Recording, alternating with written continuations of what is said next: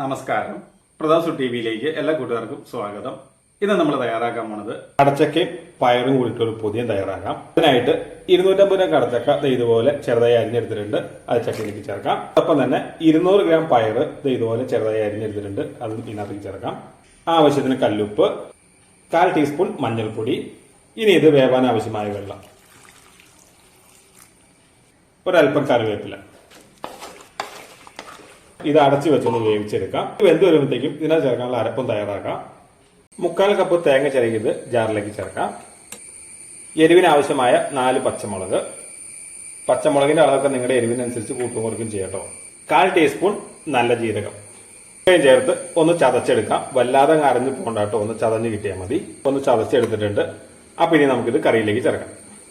അപ്പോൾ ആ കടച്ചക്കയും പയറൊക്കെ നല്ലതുപോലെ വെന്ത് വന്നിട്ടുണ്ട്. ഈ കടച്ചക്കനെ ഉടഞ്ഞു പോണ കടച്ചക്ക അല്ല കേട്ടോ, അതുകൊണ്ടാണ് ഇത് ഉടഞ്ഞതുപോലെ കാണാത്തത്. ഇനി നമുക്ക് അതിലേക്ക് നമ്മൾ ആ ചതച്ചു വെച്ചിരിക്കുന്ന അരപ്പ് ചേർത്ത് കൊടുക്കാം. ആ ജാറ് കഴുകി ഒരല്പം വെള്ളം ചേർക്കണം കേട്ടോ. ഇനി നമുക്ക് ഒന്ന് തട്ടിപ്പൊത്തി വയ്ക്കാം. ഒരു ചെറു തീയിൽ ഒരു 2 മിനിറ്റ് നേരം ഒന്ന് ആവി കയറ്റിയെടുക്കാം. തേങ്ങ ഒന്ന് വെന്ത് കിട്ടണം. അപ്പോൾ ഇനി നമുക്കിതൊന്ന് ഇളക്കി യോജിപ്പിക്കാം. എന്താ ഒരു മണമറയാണോ. ഇനി അതിലേക്ക് ഒരല്പം കറിവേപ്പില, 1 ടേബിൾ സ്പൂൺ പച്ച വെളിച്ചെണ്ണ ഇത്രയും ചേർത്ത് നല്ലതുപോലെ ഒന്ന് ഇളക്കി യോജിപ്പിക്കാം. ഒരുപാട് താമസമൊന്നുമില്ല, വളരെ പെട്ടെന്ന് തയ്യാറാക്കാൻ പറ്റുന്ന ഒരു പൊടിയനാണ്. ഇതെല്ലാവർക്കും ഇഷ്ടപ്പെടും. അപ്പം എല്ലാവരും ഒന്ന് വീട്ടിൽ തയ്യാറാക്കി നോക്കണേ. അപ്പം ഈ രുചി എല്ലാവരിലും എത്തട്ടെ.